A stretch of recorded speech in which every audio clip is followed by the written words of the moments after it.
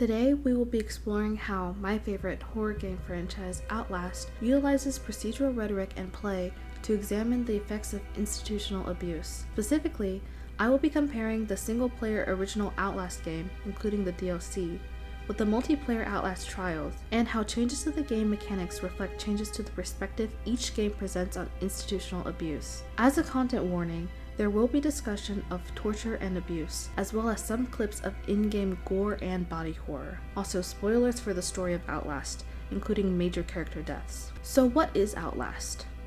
For a brief history, Outlast was released September 2013 by indie Canadian game studio Red Barrels. The game takes place at Mount Massive Asylum, Colorado, where you play as investigative journalist Miles Upshur as he attempts to unravel and record the crimes committed by the company in power Murkoff, which hides its corruption behind a facade of charity. The subsequent DLC, Outlast Whistleblower, was released a year later and offers a different perspective of the same event from software engineer Wayland Park. The multiplayer game, The Outlast Trials, and its supplementary comics, The Murkoff Collections, was released in 2023 and explores Murkoff's involvement in CIA Project MKUltra all the way back in 1959. Also, there's an Outlast 2 and another comic series, but I won't be touching upon those.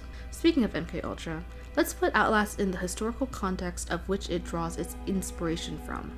The Outlast Trials takes place in 1959 United States, at the height of the Cold War. Project MKUltra is a real CIA experiment that officially ran between 1953 to 1964, though there is some debate on the exact period, in US and Canadian prisons, hospitals, and colleges. The CIA believed that communist parties like the Soviet Union had achieved mind control and wished to replicate the process. MKUltra took inspiration itself from Nazi human experimentation, and many Nazi doctors and scientists were brought to the United States during Operation Paperclip and worked on MKUltra. The experiment involved methods such as electroshock therapy, sensory deprivation, subliminal messages, psychedelic drug use, mainly LSD, and other torture methods. Neither the USA nor Canada has taken responsibility for MKUltra, and many victims of the experiments remain uncompensated for the human rights violations they experienced. The Outlast Trials builds an alternative fictional world where the human experimentation of MKUltra was pushed to the extreme, and focuses on the involvement of fictional private corporation Murkoff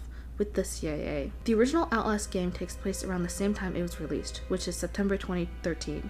While the experiments performed at Mount Massive Asylum were also based on MKUltra, the first game also draws from more recent events, such as the creation of WikiLeaks in 2006, which has an in-game parallel, Viral Leaks, and the war crimes committed by the United States in the Middle East, which were revealed through investigative journalism, like the Abu Ghraib torture photos. Sorry for mispronunciations. So while the franchise draws from multiple real-life events, all these inspirations involve the recurring theme of institutional abuse. Before we continue, what is institutional abuse? Paraphrasing from the MEND Project website, institutional abuse, also known as organizational abuse, is when an individual or subset of individuals within an institution experience harm as a result of the practices of that institution. Institutional abuse can involve physical, sexual, or verbal abuse, as well as the withholding of individual agency and coercion. In the context of this analysis, institutional abuse describes the mistreatment of individuals under the Murkoff Corporation, such as the patients at Mount Massive Asylum or the reagents at the Signala facility in the Outlast Trials.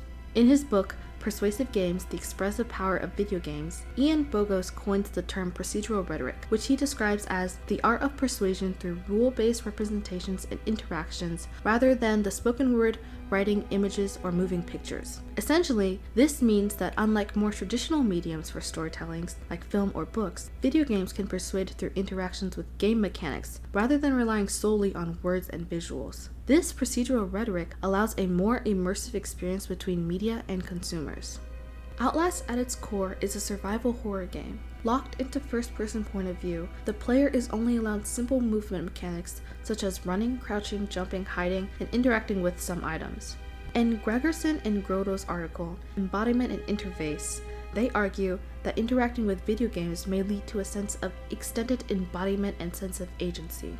They argue that this is achieved through the mapping of primitive actions to actions in-game. For example, pushing a button on a controller that fires off a gun in the game. The result of the lack of a combat system in Outlast is that it mimics the powerless an individual would realistically experience if they were dropped into the environment of the game, strengthening both the fear felt by the player and their empathy with the protagonist.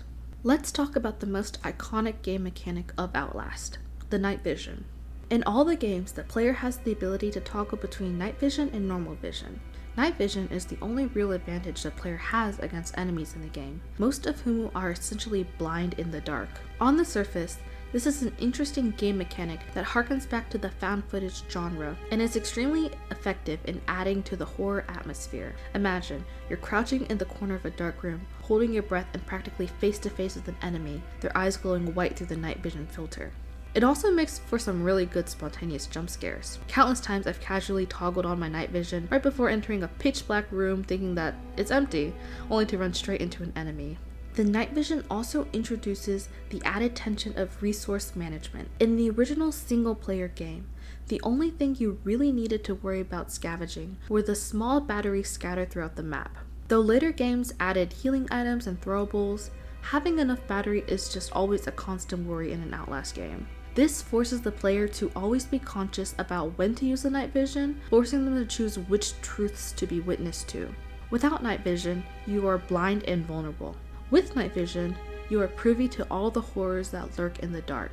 I think it's a great metaphor for how choosing to be ignorant to uncomfortable truths don't make them less real, it just makes you vulnerable to them. The tool of which you use to access this night vision is also relevant to each game. In the single-player games, the night vision is a feature that comes with the protagonist's camcorder. To toggle the night vision, you must first perform the animation of raising the camera to your face, then toggling it on. The implication is that whenever the camera is raised, you are actively recording.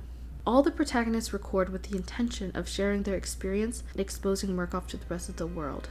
None of the characters are supposed to be filming, they are actively defying the institution they are going against. In these games, the night vision and the camera is a device used for truth, the main tools victims of abuse have against their abusers. In his article, The Active Witness, Outlast and Videoludic Body Gothic, Jonathan Newell states, the game intertwines effects of horror and disgust with pity, empathy, and sympathy, and the key activity of both games is that of observing, of witnessing and enduring. The act of witness in Outlast isn't passive, it's a core game mechanic through which players engage with the uncomfortable themes of abuse. In Outlast, there are two types of collectibles. Journal entries made by the protagonist are discovered when players use the camcorder to film significant scenes. There are also classified documents detailing more information of what happened at Mount Massive Asylum placed throughout the map. The player is not prompted about what to film or where to find these documents, and must go out of their way to pay attention and record the horrors of the asylum in order to fully experience the game. In an interview with the game developer Red Barrels, they said, "We decided on a pure narrative approach that left it to the player himself to decide how much investigation he wants to do, without any game mechanics to reinforce it. This is how Outlast uses procedure, simulating actions done by real investigative journalists to encourage players to engage with the themes of investigative journalism and resistance against institutionalized abuse." While the protagonists of Outlast and the DLC whistleblower, Miles and Waylon, are portrayed as moral and courageous characters, the game does not shy away from disillusioning the player about individuals that speak out against institutionalized abuse. Whistleblowers often suffer from double abuse, which is, quote, when the institution responds to an individual's complaint of abuse by covering it up, silencing the one who is harmed, disparaging them, or retaliating against the survivor.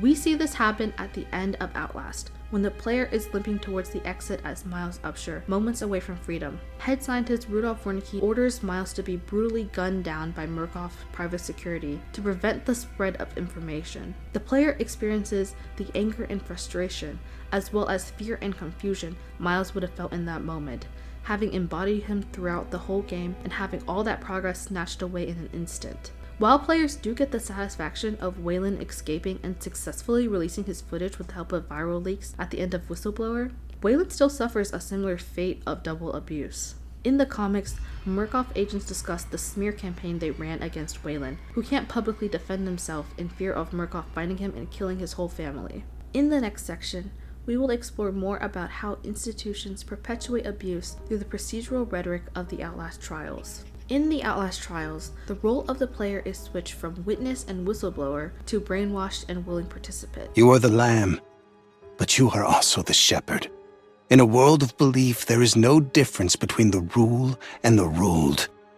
You are the meat. You are the carnivore. Let the therapy make you strong.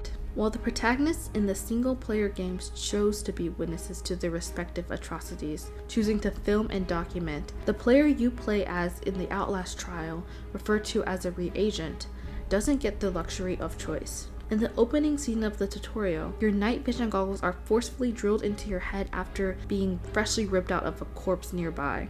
While your first reaction might be rejection of this painful modification, you quickly learn to be grateful for the advantage. With the exception of some night hunters, most XPOP, which stands for Experimental Population, which is a separate group of human experiments done by Murkoff, most of them can't see you in the dark. Like previous games, batteries in the trials are scattered around the map, but unlike the single-player games, where batteries are found in seemingly random places, everything in the trial is specially curated by Murkoff, and you can often find batteries placed strategically in loot boxes, on trapdoors, on the chests of dead reagents, or in the secret room. So when you find yourself looking around for resources, it's a reminder that whatever small sliver of power you have is given to you by the institution that owns you. Your night vision can be easily ripped away from you when you stop serving Murkoff, the same way they were ripped away from the dead reagent that came before you. The Outlast Trials introduces more complex game mechanics. The player is allowed to obtain rigs, amps, and prescriptions, all of which give the player's reagent advantages in the trials, while still not being able to significantly damage enemies.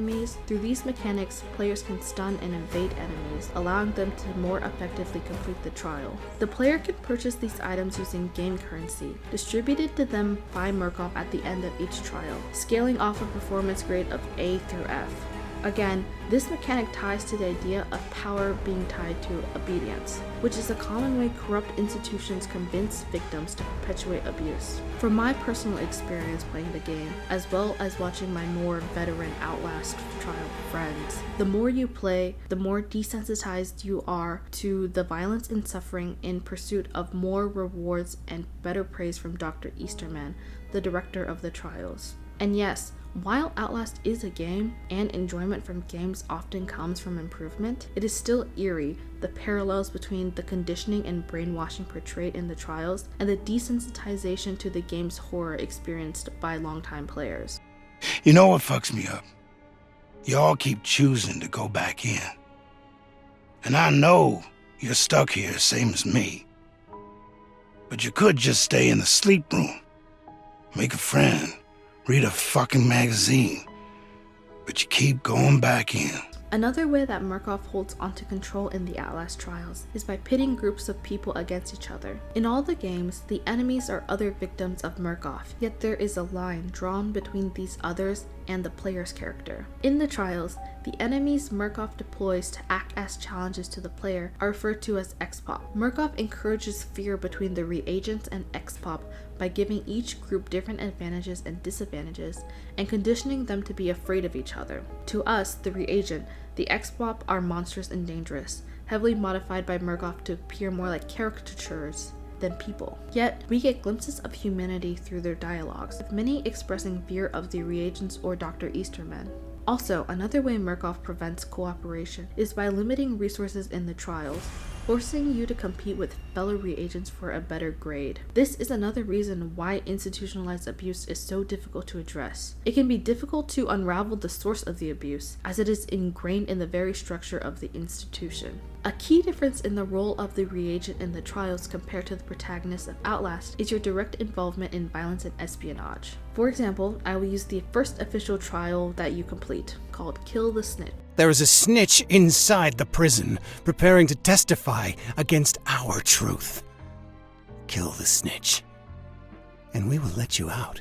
Kill the Snitch takes place in a simulated police station, where you have to push a restrained hooded man to an electrocution chamber and slowly electrocute him to death by holding a lever until he is dead. On the way there, the snitch will hysterically plead with you, and from his dialogue, we can learn that he was also a former reagent. Some people pay attention to this dialogue, while others will be too busy chatting with friends to notice. Regardless, ultimately the player will comply with Dr. Easterman's orders to kill the snitch. The setting of the trial already subconsciously implies the guilt of the snitch, with the snitch being locked in a jail cell when you first find him, and the negative connotations of the word snitch. You are also primed to listen to the authority of Dr. Easterman, who gives you directions and promises you a reward for a job well done. This is an example of the widely documented cycle of victim to perpetrator, and exemplifies how institutional abuse can trickle down from each degree of power. In conclusion, I believe the Outlast franchise is successful in representing the effects of institutional abuse through procedural rhetoric. Outlast shows how easy it is to become complacent to institutional abuse through the progression system of the Outlast trials, and how institutions manufacture consent through rewards and propaganda. It also highlights the difficulty of going against an organization as an individual through the story of Miles Upshur and Wayland Park. Outlast proves that removing expected mechanics, like combat, can be rhetorically powerful, especially when developers want players to understand systematic oppression. Outlast encourages us to examine power structures in our own lives, and whether we are choosing the path of witness, whistleblower, or willing participant in corruption and institutional abuse.